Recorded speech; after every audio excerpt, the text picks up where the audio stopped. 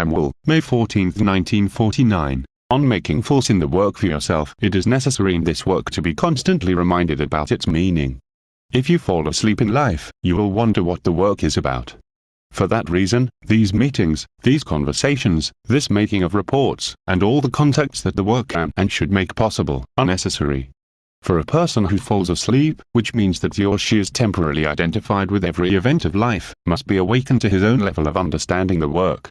Quite often it happens that a man, or woman, meeting the teaching of the work, awakens a little. That is because the force given them awakens them a little. Then they fall asleep. Why? Because they do not make their own force by working on themselves. They are like those people mentioned in the Gospels who were given talents. It refers, of course, to a school of esoteric teaching. Some were given, say, 5 talents, and made out of that 10 talents, and so on. One was given 1 talent, and he buried it in the earth. Let me quote this parable. It is as when a man, going into another country, called his own servants, and delivered unto them his goods. And unto one he gave 5 talents, to another 2, to another 1, to each according to his several ability. And he went on his journey. Straightway he that received the 5 talents went and traded with them, and made other 5 talents. In like manner he also that received the 2 gained other 2. But he that received the 1 went away and digged in the earth, and hid his Lord's money. Now after a time the Lord of those servants cometh, and kept reckoning with them. And he that received the 5 talents came, and brought other 5 talents, saying, Lord, thou deliveredst unto me 5 talents. Lo, I have gained other 5 talents. His Lord said unto him, Well done, good and faithful servant. Thou hast been faithful over a few things, I will set thee over many things. Enter now into the joy of thy Lord. And he also that received the 2 talents came and said, Lord, thou deliveredst unto me 2 talents. Lo, I have gained other 2 talents. His Lord said unto him, Well done, good and faithful servant. Thou hast been faithful over a few things, I will set thee over many things. Enter now into the joy of thy Lord. And he also that had received 1 talent came and said, Lord, I knew thee that thou art a hard man, reaping where thou didst not sow, and gathering where thou didst not scatter. And I was afraid, and went away and hid thy talent in the earth. Lo, thou hast thine own. But his Lord answered and said unto him, Thou wicked and slothful servant, thou knewest that I reap where I did not scatter. Thou oughtest therefore to have put my money to the bankers, and at my coming I should have received back mine own with interest. Take ye away therefore the talent from him, and give it unto him that hath the 10 talents.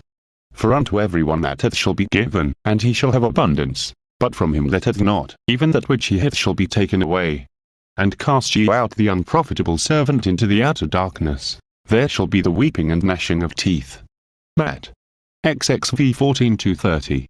Can you understand, without negative prejudice, that the whole symbolic fairy story or parable means that if you were given force you have to increase it yourselves? The work is a seed. It can grow in you. This is a subject well worth discussing among yourselves, namely, what have you made of the seed of the work yourself?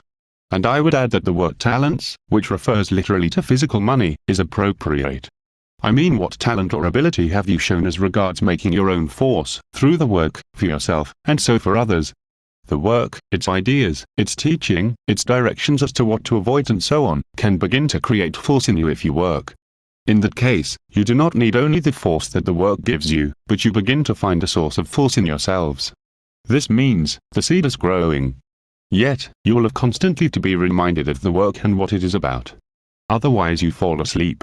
As I said, to fall asleep is to be identified with everything that happens to you, that is, with every event, for 5 is a succession of events. Yes, but does not that mean you have lost something in yourself and are taking the events of life as your guiding principle? What have you lost?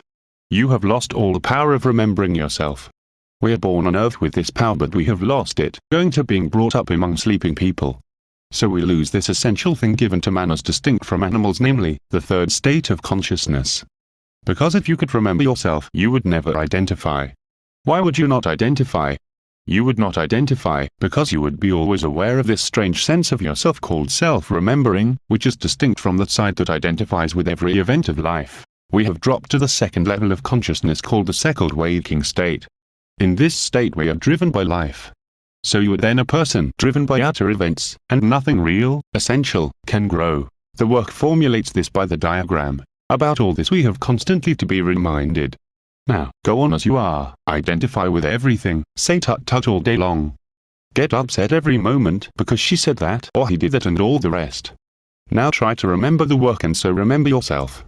Then you will begin to understand psychotransformism, that is, transformation of yourself. But only a new third force distinct from life can make all this possible. Life cannot transform you, and the more you press into life, the less will your being change. In order to oppose the terrific hypnotic power of life, many have died. The result is that we have, on this earth, in this lunatic asylum, forces, influences, that can master the influences of life and change our level of being. Appendix. Added note on the language of higher emotional center, the language of parable and dream, which is universal. Now let me try to make all this more plain, more concrete, as it is called. You dream you are standing by the seaside. You notice that all the time there are events, called, in this case, waves, coming in towards you.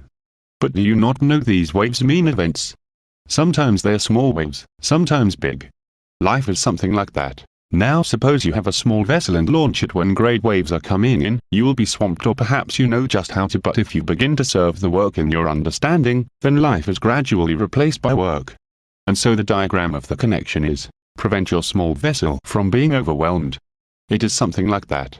Perhaps, later on, you'll learn how to meet all waves and ride them or not put to sea in stormy weather.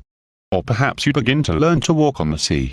Or again, to change the imagery, whose source is higher emotional center, which always speaks to you in physical imagery, of which the meaning is not literal, but symbolical. You enter a room and are wearing the wrong clothes. You feel awkward, in the dream. What does it mean? Your mind is clothed with the wrong attitudes and with the wrong truth. You are taken to a higher level than you are at, and shown that what you are certain of, namely, that you know what is right, what is wrong, is the wrong clothing of the mind, the wrong views, the wrong attitudes, and so the wrong mind.